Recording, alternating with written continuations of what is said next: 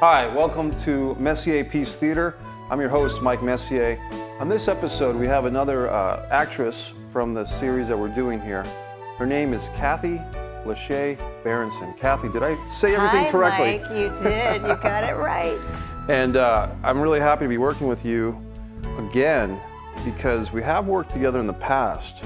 Yep. But only as a writer-actress combo. And do you prefer actress or actor? Is there a difference to you? Or? I like actor. Fair enough. Because I feel like I can do a lot of many different things besides just being a tress. Okay. I feel like, yeah, let's do actor. That encompasses a lot of things. And Very I don't cool. like to put any restrictions on myself. Well, looking at your reel, which we'll see later, you have had a whole variety of intense roles. And the piece we're working on together that night is another intense role. But I'm really impressed with your acting reel that we will see. And also a piece that we worked on together. Like I said, I was the writer, but we had a great director friend. What was her name? Anne Kulacek or Audrey Noon. Yes. I'm not sure which one she likes to go by. The woman with two names, yes. Yeah. And she did a killer job directing a piece that you starred in. And Yes. our buddy Seth Chitwood from Yeah. Angelwood Productions. Seth Chitwood, or I think that's how I pronounce it anyway. Yeah. But Seth is a very astute web Yeah. guy, and meaning that he writes web series. Like that's his realm, that's his universe. Yep. And I think you worked with Seth a few times before, is that right? I actually only worked with him that one time. Well, With you. right. Yeah. And like I said, I was the writer, but once it was in the directing hands of Audrey/Anne, it was awesome. Without further discussion, let's watch that piece, and then Okay. we'll kind of analyze that. That was about 5 years ago. I think it's going on almost 5 years. Yeah. Yeah. Time flies. Yeah. So let's check out from the In the Bedroom web series from Angelwood Productions, our buddy Seth Chitwood. Let's check out a piece that I wrote, our friend Audrey Noon directed, and our good friend and guest here, Kathy, starred in. The piece is titled Pat and Matrice. Let's check it out. Mm-hmm.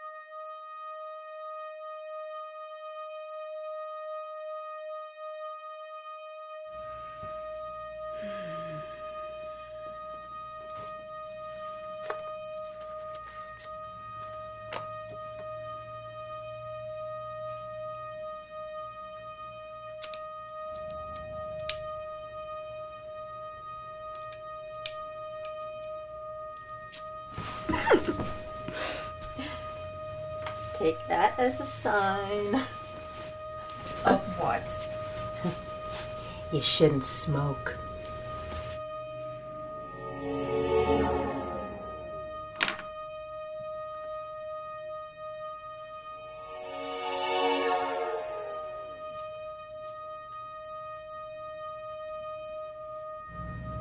It's fine, isn't it? Yeah, it's fine.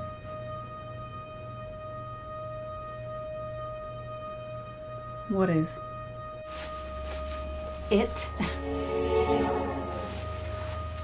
Do you even know what I'm talking about? Well, do you? No. Why did you say it would be fine? I didn't. I don't know. What is this, an inquisition? What is the point of you lying to me?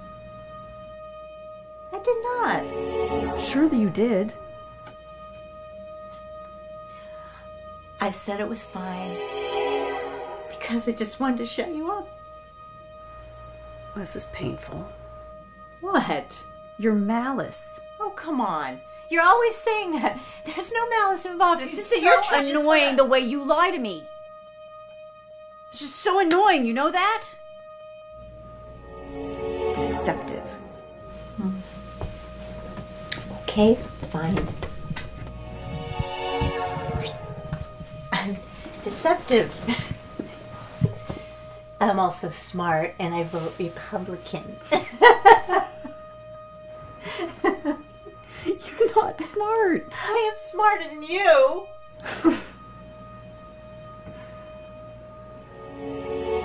You're quite peculiar. You're the oddest person I know.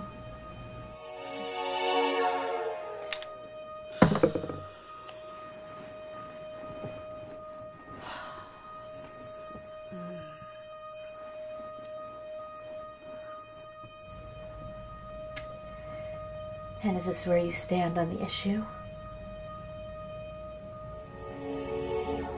What issue? The issue of my human worth.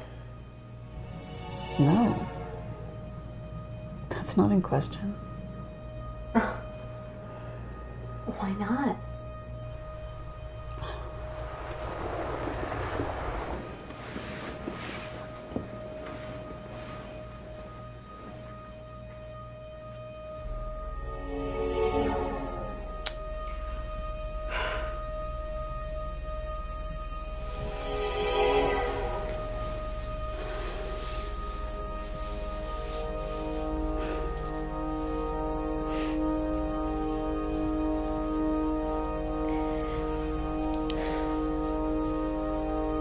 You don't have any children.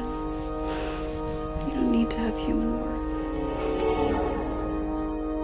So what? I'm not married.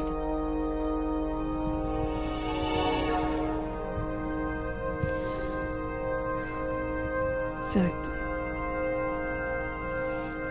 Another issue. Well, you're not married either.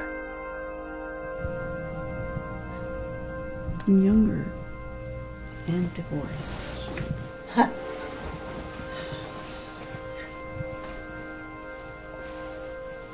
me see how that worked out for you.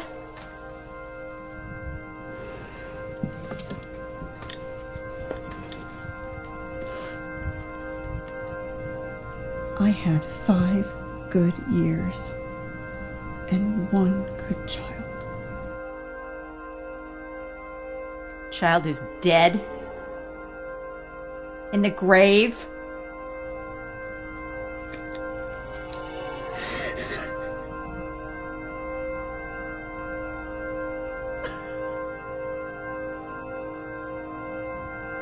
How fucking dare you!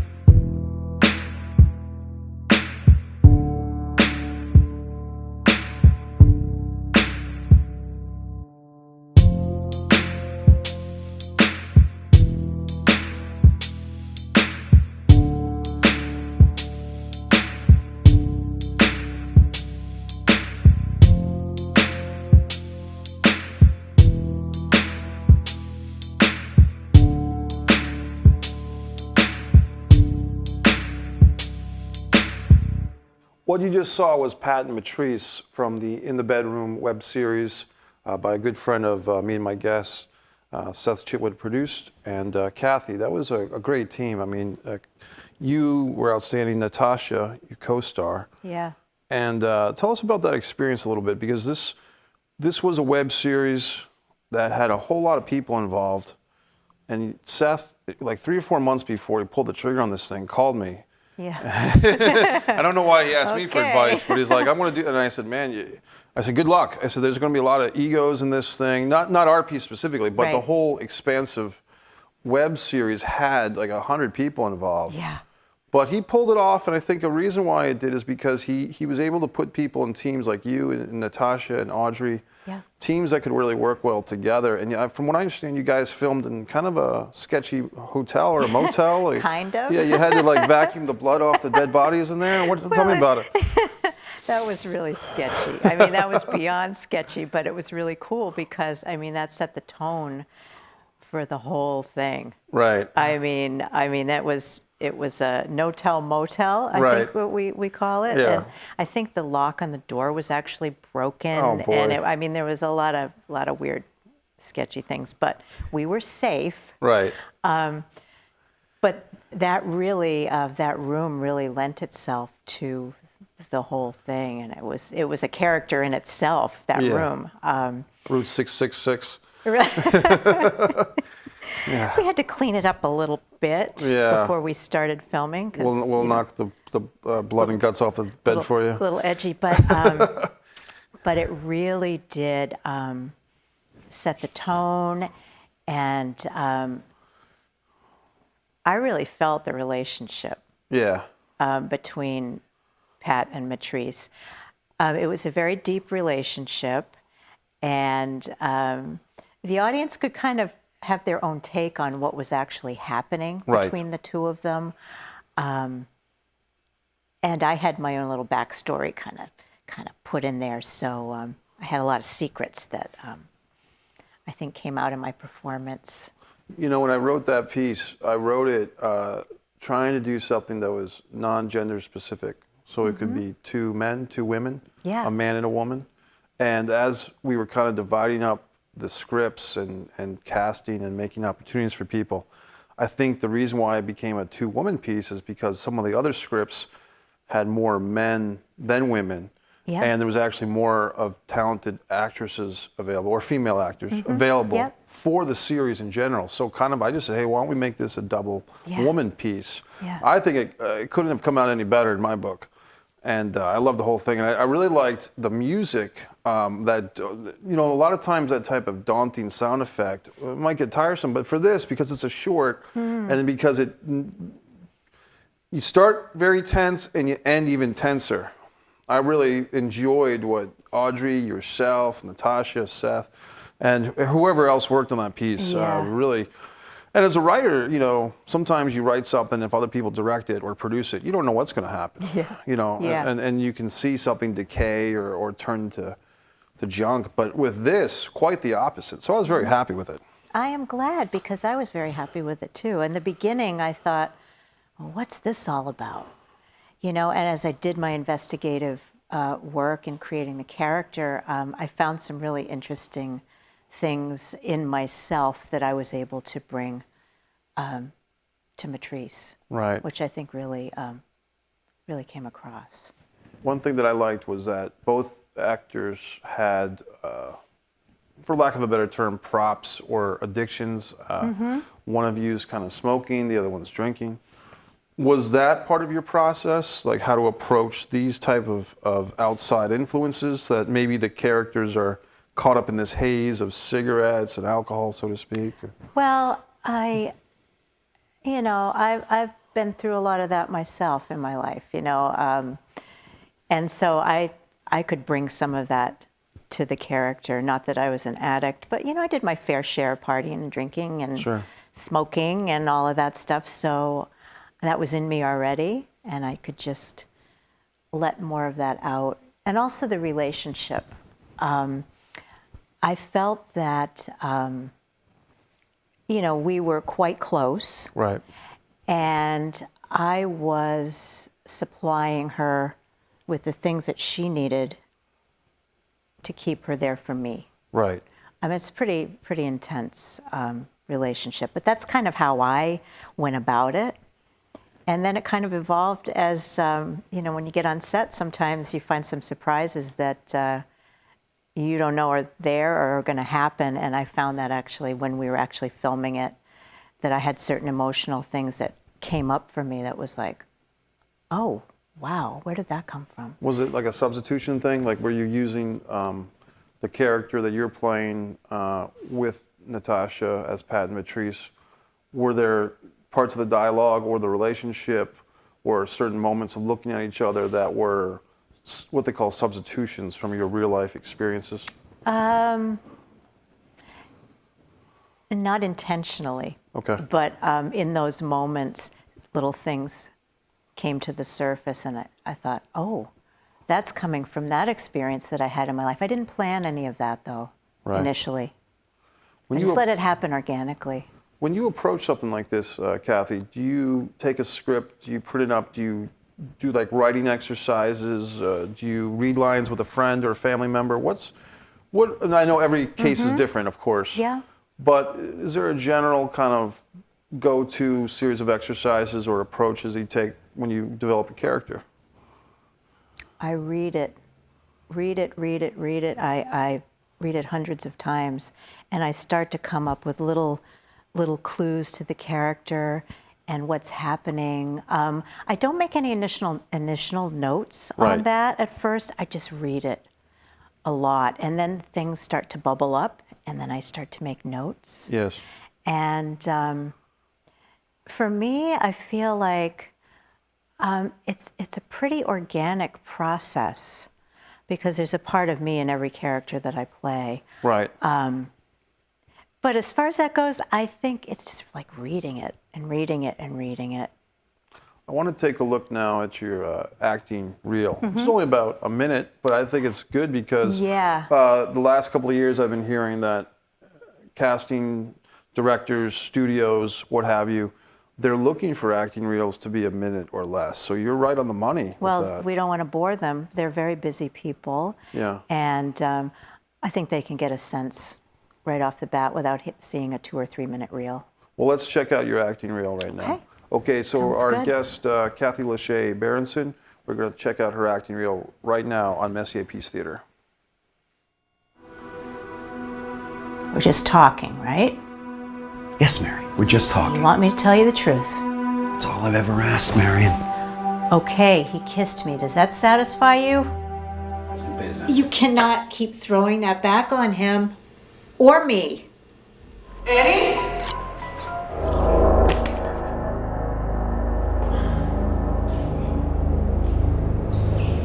Aren't you going to apologize to me? I admire you for that. I'd like to think I was like that once. She gets drunk, and she drives out to his house, takes a road flare, and tries to torch his truck. Jesus. How do you make something like that disappear?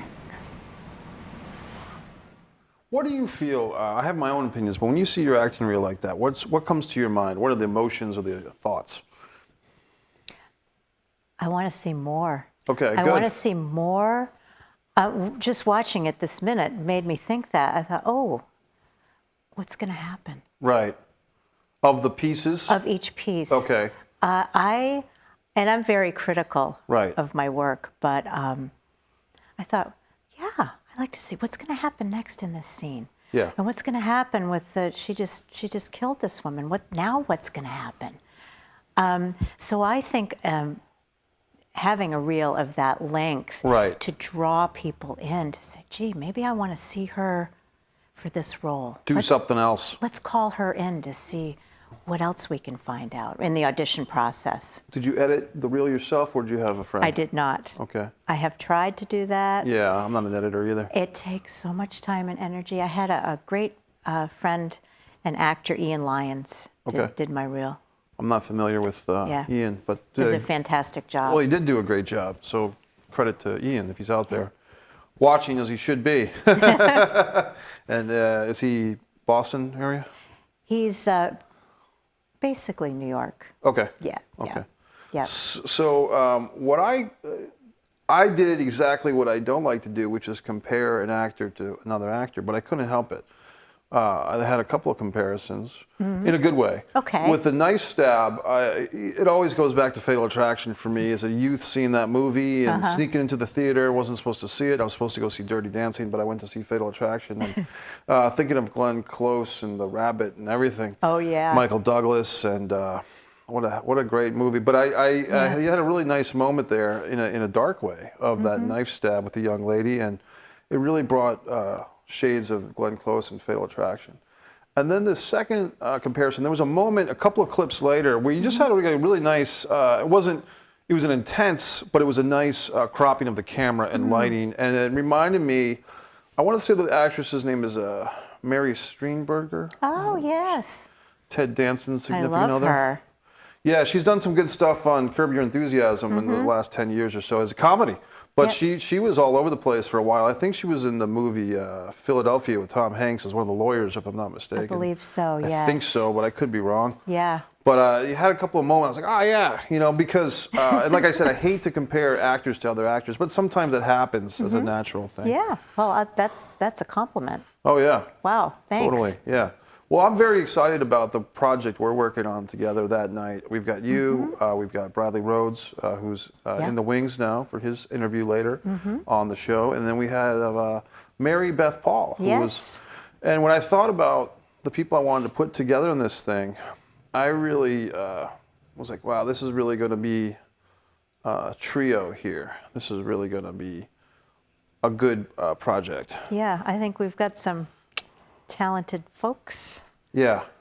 And we can go some places with this script. What did you think when I kind of reached out to you after probably 2 or 3 years of not crossing paths, and I had you in mind for this? What was your reaction upon first getting the email when I reached out to you for this thing? I was so pleased. Yeah. I mean, anytime you or anybody reaches out to an actor and says, "Hey, I thought of you for this," I mean, that's huge. That's a big victory for me, and I was thrilled. Yes. Yeah, it really was. Yeah. That you thought of me after all this time, and thank you. Oh, you're definitely welcome. And Yeah. what you did, which I'll have the guys put in to the show, is you did an acting audition. I kind of like already cashed you, but I said it was kind of a funny thing what happened, and maybe I'll break the fourth wall later and tell exactly what happened when Brad comes on. But yeah, I did have you do a little audition reel, like an audition tape for the character. But the funny thing is, I didn't ask anyone else to do one. So you kind of I was like, as long as she doesn't screw it up. You know what I mean? As long as she doesn't suck, right? Yeah, right. But I mean, I kind of figured like this is not going to be a problem. But just to put the pieces together, visually, if nothing else. But how was your process for doing that audition tape? If you want to go into that a little bit. Well, I have a setup in my house, blue backdrop and a camera set. I use my phone because that's the easiest thing for me. But I always love to do stuff like that. Right. I love to do self-tapes, sure, yeah. I just, I did some creative work on it, of course, what I had to work with. And I pieced you asked me to piece some things together. Right. Some lines, and I chose what I thought would read well. And I just had some fun with it. Yeah, and I liked fun what you did, because what I was looking for was when I said just take some lines of dialogue and make a monologue, because that's going to filter out, not that you would fall into this category, but some other actors, once you ask them to actually do something, they're going to fall away. Not you, but others. I've experienced that. Like you ask them to do one little thing, it's like asking them to learn a foreign language overnight or something. Like just to do a little interactive thing with the script. Yeah. You didn't falter at all, and I think within 1 or 2 days you had this thing. Yeah. And so let's check out the audition tape right now. Okay. Let's check out Kathy Lashay Berenson's audition tape for that night, right here on Messier Peace Theater. I'm just bullshitting you. I got divorced like everybody else. I really should have pursued drama when we were in college. I was really quite the actress. Well, that didn't work out, did it? Oh, well. What have you been up to? Found Mr. Right yet? Must meet a lot of interesting men in your field. All those interviews and all those famous people. I do catch your column online, and every once in a while I watch your TV show. Well, there you are, right in my living room every day. Positive Choices with Dr. Ellen Council. Now that's got to be a stage name because I know your name ain't Council. Anyway, I do like your show when I catch it.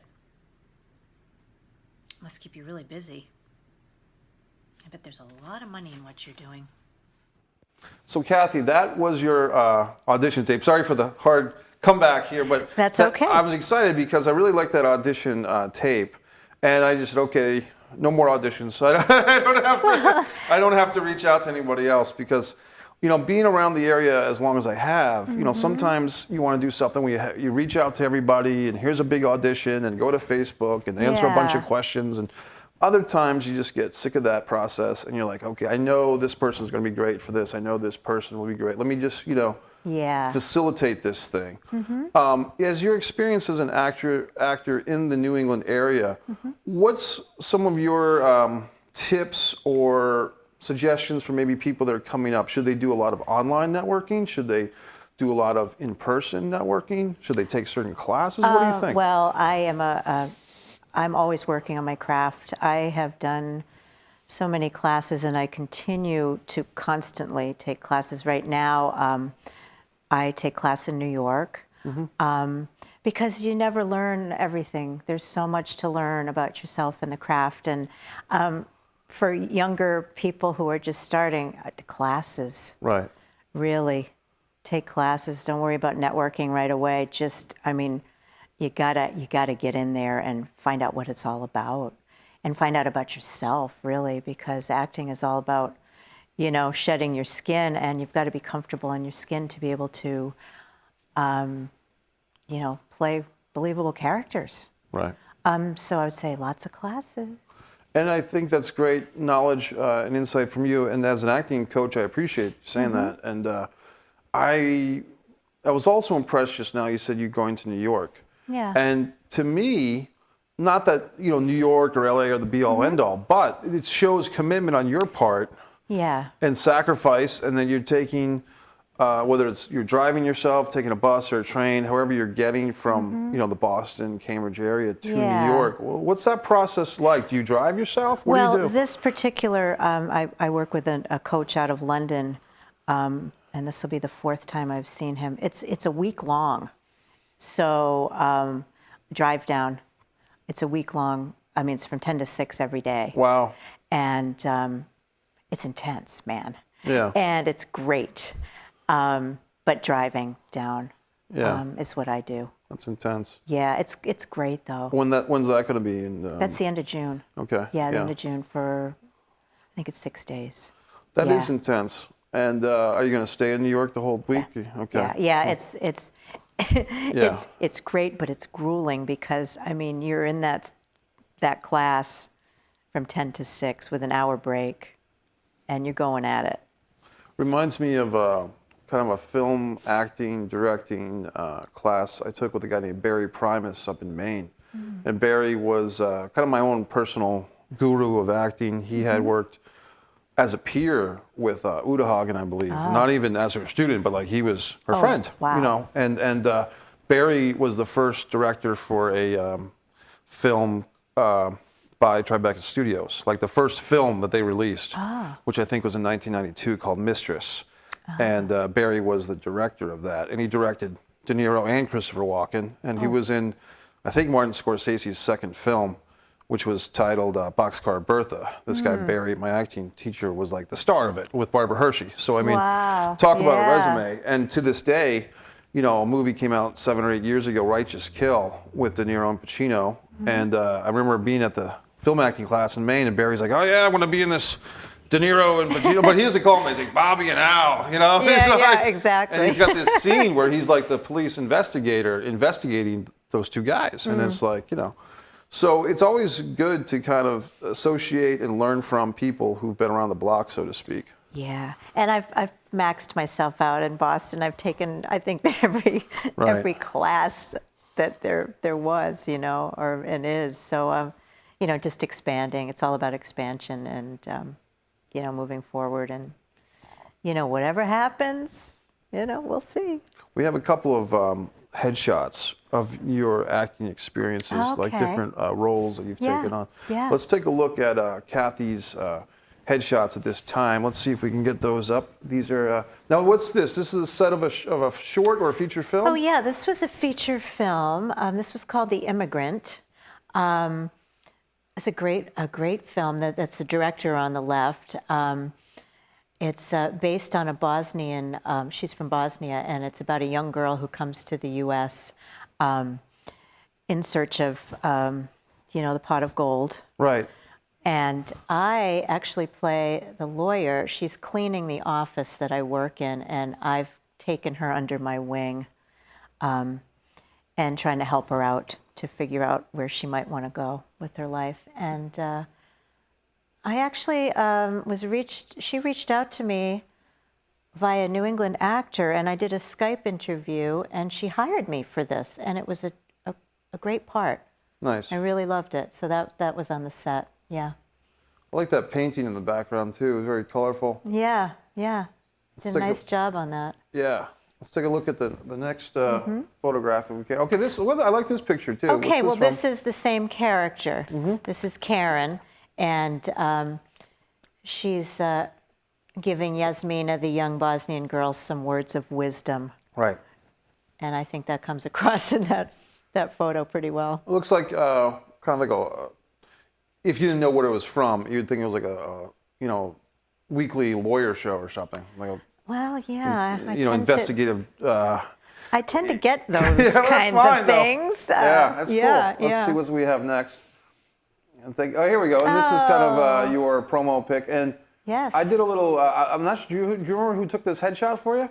Yeah, Kristen Hoberman. I'm actually going to go see her at the end of June for some more shots, some more new photos. But she's in New York City. She's a phenomenal photographer, and she took that photo. And just a great photo by her. I kind of touched this up a little bit with some filtering to put a little intensity for the character that we're doing. The way that she took it is probably more universal, but for what we're doing, I wanted to have a little more contrast. Yeah, in I case love she's it. wondering what happened to her photograph. She's like, what happened? Oh, no. She's fine. Yeah. No, that's wonderful. And this one's a cool photo, too. What's this from? Yeah. Well, you remember when you saw my reel, I shouldn't give this away, but I'm that creepy substitute teacher in a short film called Pretty Boy. Okay.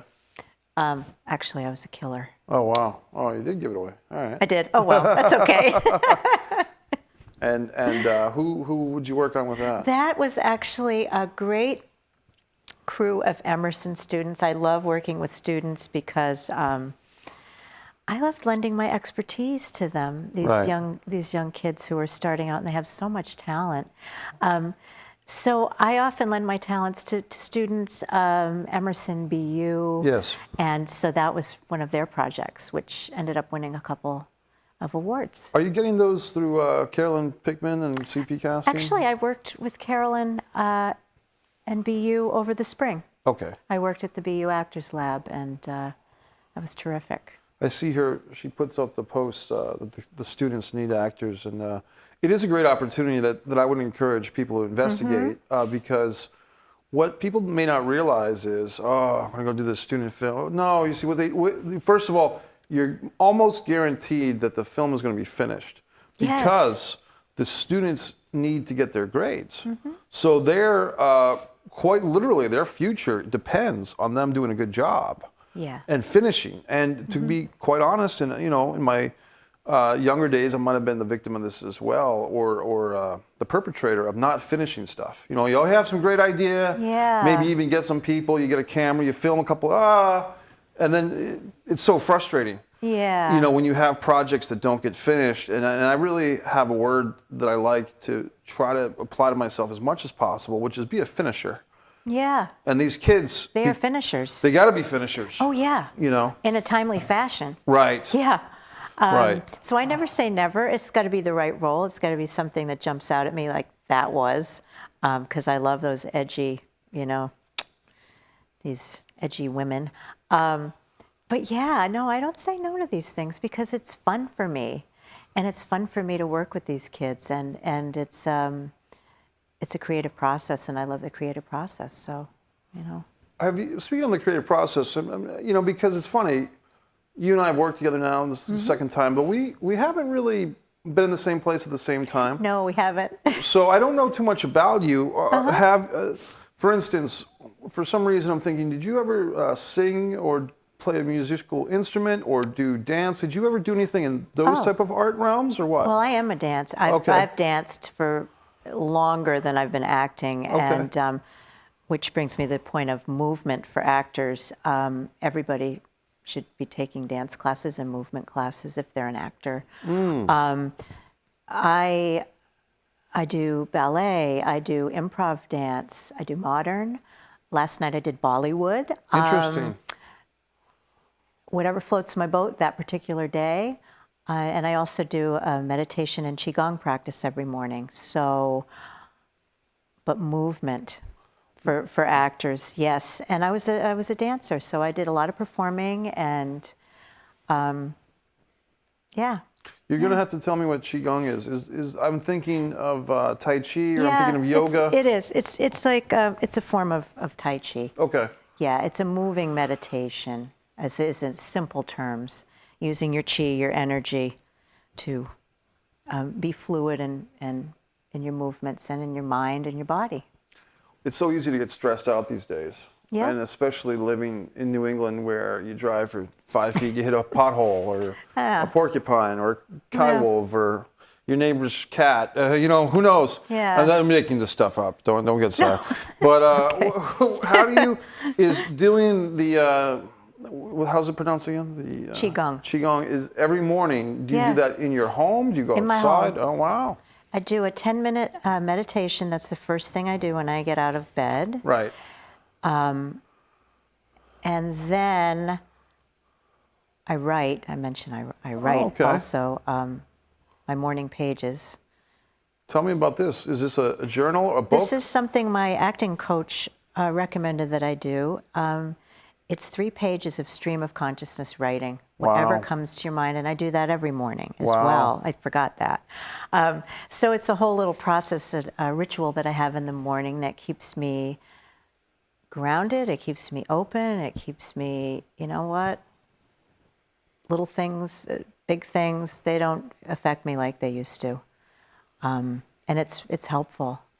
You and I were talking before the show started about an acting book / PBS special, Michael Caine acting in film. Yeah. And I mentioned it, and then you said you've read the book version like 100 times or 200 times. I have it. Wow. It's by my bed with all my other acting paraphernalia. I'm visualizing it as like a blue and white cover, but I could be wrong. I think. Or black and white cover. I think it's gray and black. I don't know, but his face is on it. Yeah. And if people, it is YouTubeable, so to speak. It's Michael Caine acting in film, PBS. Yeah. I want to say 78 or 81. Yeah, it's an oldie. Yeah, but he's just got so much loaded information in that 55-minute film and then the book version that you have. It still translates. We still, we need to know this stuff. There's a certain era of, I guess you'd call it pop culture, that I'm really into, which is kind of like, Joseph Campbell and mythology and heroes and the hero's journey. And it seems like there was a pocket of time, maybe I want to say 1978 to 81, where things were really, maybe the excess of the 60s and 70s were given away to this kind of new age thought, but with a lot of historical stuff and myth and things like that kind of mixed in. And you had movies at the time, Bonnie and Clyde, the Godfather films, Rocky even, although they're very mainstream, but still, that's a hero's journey if there ever was one. And I wonder today if people are experiencing that same type of thing. Maybe they are and I'm just missing out. But when I think about they've made another comic book movie, and people are going to see it. They don't really want to because they just saw one last week that was very similar. Right. But they're buying their $15 ticket and their $5 plastic cup of soda because they feel that they have to catch up with the series. They have to be informed on what villain's going to die or what's going to happen. Yeah. Well, I don't know. That stuff, I just do my own thing. The hero on the quest thing is, yeah, we're all heroes on a quest. But the comic book, is that what you're? I don't know. I'm going just at? kind of. Well, that's not my thing. Right. I'm not. I guess I'm not of that generation. Yeah, I hear you. I mean, I'm just not into it. Doesn't interest me in the slightest. I mean, I give people props for doing it and all the work that goes into it. I'd rather watch something a little more real that evokes different feelings, certain feelings in me when I watch it. Let's talk about, because we've talked about so many things, but we've got about 10, 12 minutes left, and Okay. we got to dig deep a little bit into what we're doing here with the That Night short film, because this series is introducing the actors involved. Your character is kind of, in a sense, the centerpiece of it all. Tell me about why I might say that. Carol Walters, I believe. Yeah, well, I've yet to, I mean, I'm still working on her. Yes. Well, she's gone through a lot of things in her life. I'm not going to, I don't want to say too much, but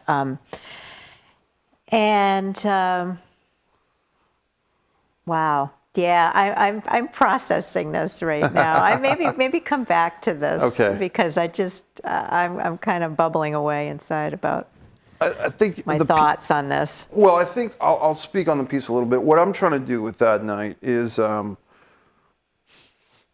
there's two time spots. If nothing else, the characters are speaking in present time. Yep. But they're also reuniting after a series of years where they've all gone off, done their different thing. Yep. But so to speak, there is a grudge or a stone left unturned from the last time they were all involved together. Yeah.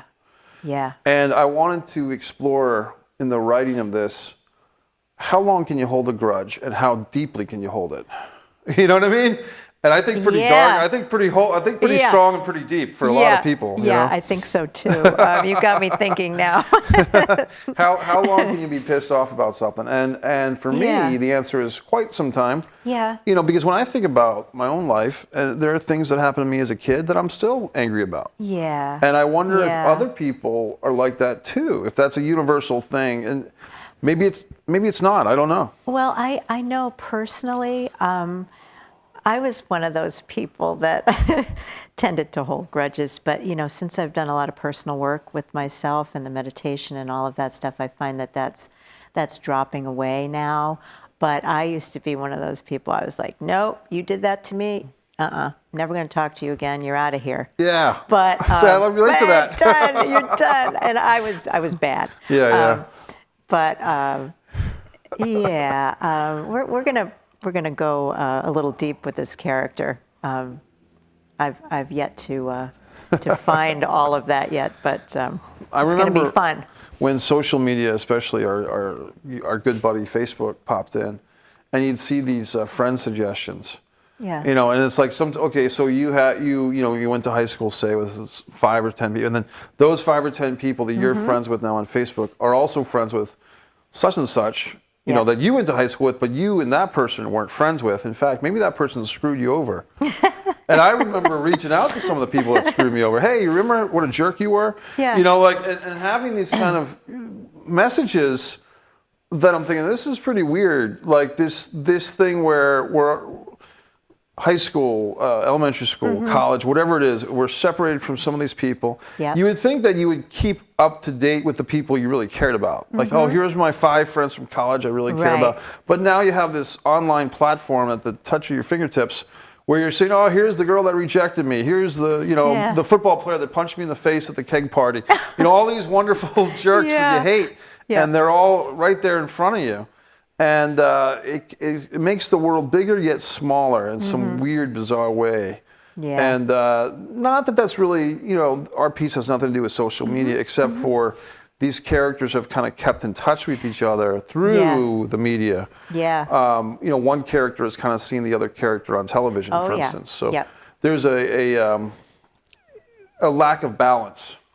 Yeah. One is more exposed to the other than the other is to that one. The other one is in the shadows, so to speak. Right. So we'll see how it goes. But Yeah. I mean, it's going to be an interesting experience. It's going to be exciting. And have you worked with, for instance, Mary Beth Paul on anything? Not. No, I have not. Okay. No, and I'm excited to. Yes. And I've not worked with Bradley either, so hey, let's bring it on. Let's add these ingredients. Yeah, and let's spice it up. spice it up. Yeah. Definitely. It's going to be great. How do you like living in New England or the Cambridge, Boston? I love Cambridge. Okay. I absolutely love Cambridge. I feel like I have everything there at my fingertips. Great theater. My dance studio is right down the street from my house. I love the openness of Cambridge. I mean, it's just a fabulous place to live, and I don't know where else I would live. Every Right. time I go away or I go down to New York, and as much as I love New York, oh God, Right. I'm so exhausted when I leave there. I come back home and I'm like, yeah, this is where I want to be. This is your spot. If work takes me to New York, to LA, so be it. Great. But I don't know. I think I'm Cambridge home base girl. Yeah. Were you born in that area? I wasn't. I was born in Connecticut originally. Okay. Yep. What city or town? I was born in Manchester, Connecticut. Okay, It's near cool. Hartford. Nice. But I spent most of my formative years in Connecticut, although we did move around a lot when I was a child. My dad, with his job. So Did you go moved to around. different elementary schools I and high went schools? I went to Maine. I lived Wow. there for 3 or 4 years, and then we went to Richmond, Virginia. Interesting. And I lived there, and I was always seemed like we were always moving, but I was pretty much a loner. Right. And I'd make friends, and then we'd have to move, and that was difficult. Yes. But in retrospect, I'm really glad it happened, because it just made me, who I am today. I guess you'd have to be outgoing in order to strike up, unless I you had want. to be, Yeah. although it really wasn't in my nature at the time. Right. It's taken me a long time to get to where I am now, to this point that I'm comfortable now with myself as a human being. And acting has helped me a lot with that. Were you only child, or did you have siblings? I have 2 sisters, Okay. 2 younger sisters, so I was the oldest. And you had to kind of champion them as. I did, yes. Yeah. I had to champion them and other family members as well. So, Was it a military family? No. Just the work. Yeah. yeah, no. I remember when I was growing up, a friend of mine whose father was an Air Force guy, and they had this long poem on the wall of the Yeah. home. And it was in what's it called, upholstery or a sewed or whatever, sewing. Yep. And it was, my father is an Air Force man, and now I've learned to see how his life gives and takes and what it's meant to me. Forever moving, never still, from place to different place. Our homes have numbered many, and each address a base. I remember many times staying up late when my dad, he would come back, and he'd kiss my weary mother on the cheek and say, "We're transferred, start to pack." And I mean, This is so, yeah, this is how I felt. Yeah, oh God, it was like, no, we can't go. We don't want to, no more. I want to stay here. Yeah, that's priceless. And I love remember it. going over to Yeah. this guy's house to give him credit, Randall James Mack, whose birthday is actually today, June 2nd. And I Oh. would go to this guy's house, and I would see on the wall of their home this poem, and I would get such a kick out of it because I had Yeah. lived in the same home For pretty much your whole for my life. whole life. Yeah, And yeah. I'm going over there in great animated fashion, reading. My father is an Air Force man, Yeah. and to me it was a comedy because like just the sad punchline of "we're transferred, start to pack." Yeah. Packing such an emotional wallop. But to Randy and his family, I guess it wasn't a joke because they had to live with it. Yeah. They had to, we're transferred, start to pack. Oh God, What a yeah. line. But yeah. I mean, to me, just thinking about moving and packing up all your stuff. And Yeah. what can you take? What do you get rid of? Right. It's What's important stressful. to you? Yeah, for sure. Because we are kind of a collection of our things on some level. We Yeah. try not to be. We try to be above it all, above materialism. But if you have a photo album, I mean, a friend of mine who works in Shanghai, Spain, she travels the world for work as a teacher and Yeah. as an artist. And she's narrowed her life down to 2 bags, literally like a giant backpack. And this girl's about 5'2" or 3. Wow. So she's got this 40-pound backpack and then like 1 suitcase. I would love to do that. Well, Sounds great. yeah, but I mean, I'm telling you, and I remember she crashed in my apartment for a few days a couple of years ago, and she was so concerned about her stuff that like we'd have to like lock all my windows and shut the shade. I'm like, I've been here for 10 years, no one's messed with my stuff. Yeah. But for her, her all she whole life has. is in these bags. You know what I mean? Yeah. Wow. It's intense. Well, it is intense. And maybe that's why I want to stay put.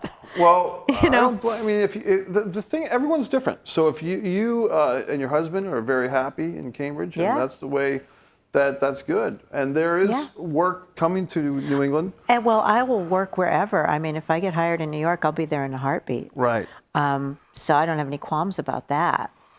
Travel, I love to travel. Yes. But I need a solid home base. Yeah. Yeah. And it sounds Yeah. like you've got it. Yeah.